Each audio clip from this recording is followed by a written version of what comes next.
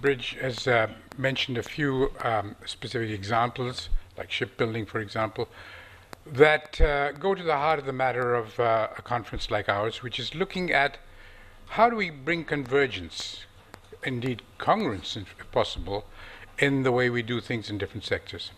So I'm going to ask Professor Mohan Gopal, who is really an authority on legislation. He's a teacher, he's a lawyer, and we would like to ask him if he can give us ideas about what institutional changes are needed in order to bring more coherence, more alignment, as Mr. Rai was talking about, in our policy making, the way that Sikkim has tried to do. Perhaps I can request him to do that.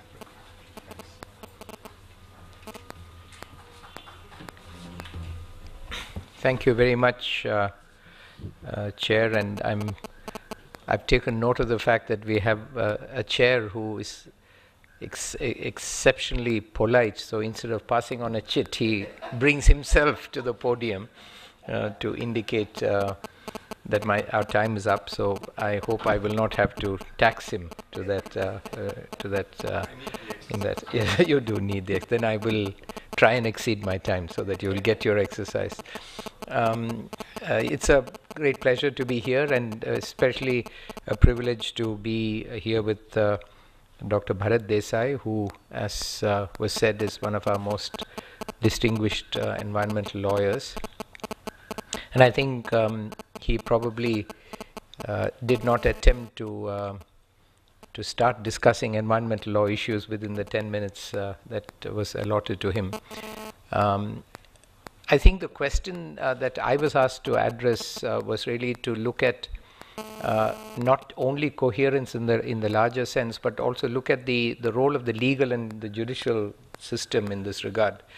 And I think the question that is uppermost perhaps in the minds of this audience and most people when you think of law, justice and environmental crisis is, why is the legal and judicial system in our country not more effective in implementing the policies that we have such as they are? Is it that we have too many laws, too few laws? So, I've seen both sides in the material. Some arguing that we have laws and then saying we need more laws, or we have too many laws. Is it an implementation challenge? What is undermining the implementation capacity at the of the environmental protection policies that we have intended to secure the forests, the land and the soils for us all, whether they're global policies or they're national policies. Now, Dr. Bharat Desai is a global specialist on the institutional framework for implementing environmental policies. My own work has focused for many years now on the systemic aspects of the legal system. So I look at the legal system as a system, and in particular the judicial system. And for the last 13 years, I've focused entirely on the judicial system. And I've been the director of the National Judicial Academy, and I'm currently the chair of the National Court Management Systems Committee of the Supreme Court. And we are for the first time trying to understand. So the first point I want to make is that the institutional framework of the legal and judicial system in our country is only at the beginning stages of being developed as a system of law and justice. So, for example, in my view, one of the most important challenges facing the judicial system, which Justice Kapadia started to address by establishing this National Court Management Systems Committee, is that we don't have performance standards for the judicial system. And so we have courts that were established in colonial times in order to suppress and enforce, suppress our rights, allow the exploitation of our resources at will, allow the exploitation of our people at will. And those colonial courts were logical continuation of the feudal courts of our kings and maharajas and our caste elites, where law and the judicial system were instruments of oppression and instruments of exploitation. But in a democracy, we are trying to transform law into an instrument of democracy, of social transformation, of social justice, for ensuring that forest, land and soils are for all, and to reorder society. So Article 38 of the Constitution of India sets the mission of the Republic as creating a new democratic social order. So in this context, we are only now starting to systematically address the question of how do we construct a systemic framework for a completely, totally new role for the judicial system and the legal system. And it faces the challenge of the judicial system and the executive system, implementation of this implementation system for laws, having been copy-pasted from the 1935 Act rather than reinvented in the Constitution, unlike the legislative system. So there is also a mindset in the executive and the judiciary that goes back to colonial times. So now the various high courts are celebrating their 100th anniversary, 150th anniversary, and I take issue with that. And I say, look, all the high courts in this country are 50 years or less old, because the high courts are new high courts established under our constitution. We are not continuators of the colonial high courts, but that mentality is there. So the first point I want to make is that that we are now starting to systematically address the very complex question of how do we transform the role of a colonial and feudal legal and judicial system, a tool of oppression, which includes the mindset. How do you control transform the system into a democratic system that will protect people and their rights? And I think the beginning was set actually in between 73 and 87, when Krishna Iyer and Bhagwati and others were in the Supreme Court. And Krishna Iyer in the Ratlam municipality judgment said that he wants to shift the center of gravity of the justice system, a very beautiful phrase, from this colonial role to a role of protecting the communities and people's rights. So that's the first point. Second point I want to make is that the system is not as broken as we think it is. There are parts of the system that work extremely well. We saw the Supreme Court meeting at 3 a.m. to ensure that the hangman's schedule is not delayed. To hang a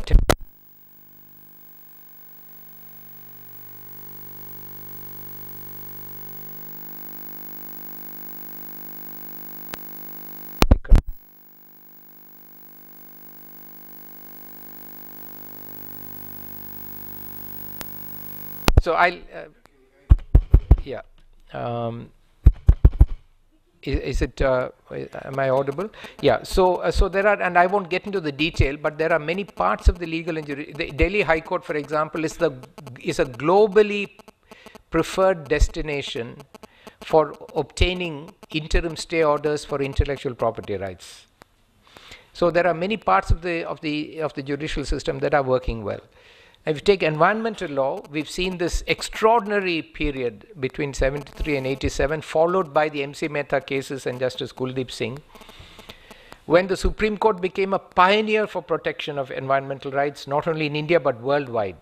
So we have a system that doesn't seem to be working to protect, when I was Vice Chancellor of the National Law School, Bangalore, I tried without success during my tenure there to try to protect the beautiful little river that goes around the campus of the National Law School, which had become a drain, a sewer. And I failed to do that, although this was the National Law School and we had all the legal resources and knowledge at our command, we could not do it and still not been done. So how is this contradiction between, the environmental jurisprudence of MC Mehta cases and Justice Kuldeep Singh and Justice Bhagwati and Krishna Iyer on one hand, and on the other hand, our inability to address even the most banal sort of environmental challenges. And so that's the second point. And I think given time constraints, the last point, I'm at 8 minutes now. The last point I will make is that to understand this, we must take into account the fact that what is really going on in relation to environment is a political struggle. It is not a technical struggle. It is not a problem of simply cohering policies and having the right institutions. It is a political struggle. So I remember at one point, Dr. Ambedkar said that his great fear was that government, the ordinary people of this country and the middle class and the people of this country would prefer government for the people over government by the people and government of the people. So people will say, we don't want government by the people, we don't want government of the people, it's slow, inefficient, impedes growth, it's tough. Give us government for the people, give us what, benefits, top-down government. So I would say this topic should really, what if we change this topic and said securing forest, land and soil of all, not for all. Because what this topic does not tell us is, to whom does the soil, the forest, the land, and the forest, the land and the soil belong? And who has the right to control them? And the answer was given to us in the 73rd and 74th Amendment by the Rajiv Gandhi government. And the PESA, the extension of scheduled areas, the Panchayat Extension of Scheduled Areas Act, which is really one of the most revolutionary pieces of legislation after our freedom movement, which gave rights to people and Gram Panchayats control over their forest, land and soils. So the people are fighting for their livelihood. They're fighting for their existence. They're fighting for their sacred lands, their sacred territories, what is sacred to them. They're fighting for their democratic rights. So we are, on the other hand, we are trying to achieve part 4 of the Constitution, directive principles, bypassing part 3 of the Constitution, which is fundamental rights. Now, the Constitution is meant to have part 3 and part 4 work together, not for part 4 to bypass part 3. So I think the environmental law and the struggle for forest, land and soil has become a theater for political struggle to make democracy a reality in this country. So we don't want, sir, that's a difference between maybe Sikkim, Bhutan and Kerala, which is my home state, which also has done a reasonably good job of protecting our own environment. But the difference is we are not looking for good leaders, good officials, good policies. We are simply looking for one solution, and that is to put power in the hands of people, of common people, of poor people, and let them take decisions. But make sure that they don't get subverted, they don't get hijacked. And so we had Plachimada, where people stopped Coca-Cola from taking water. We had Silent Valley, when all of us were starving of electricity, and we were promised a hydropower dam that will give us development. And the people said, no, we don't want development, we want Silent Valley. And today Kerala is doing economically extremely well because of democracy. And therefore I think the struggle is, there is no shortcut to protecting land, forests and soil except to bring Swaraj in its fullest sense, to put power in the hands of the local people and let them safeguard and protect their own rights. And therefore, a couple of institutional changes that we can consider, very, very important to consider, I think is to make a concerted efforts to make sure that the power to set policies and to ensure their coherence is devolved down to the panchayat level. And we implement not only the 73rd and 74th amendments, but PESA in its letter and spirit. The second thing, and the last thing I'll say is, that there has been a setback in this regard in terms of environmental law, in my own view, others may not agree. Because in the National Judicial Academy for several years, we had spent an enormous amount of time, the judges, the judiciary had spent an enormous amount of time training magistrates in environmental law. Because we have 20,000 magisterial courts across this country.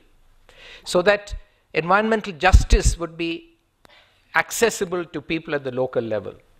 And then the government brought in the Green Tribunals Act and transferred the entire jurisdiction for protection of the environment, for remedies for jurisdiction over protection of the environment, and the ability of people to seek remedies for protecting the environment, away from the judiciary to the executive branch and under the judicial tribunal. And those tribunals are available only in 3 or 4 places in the country.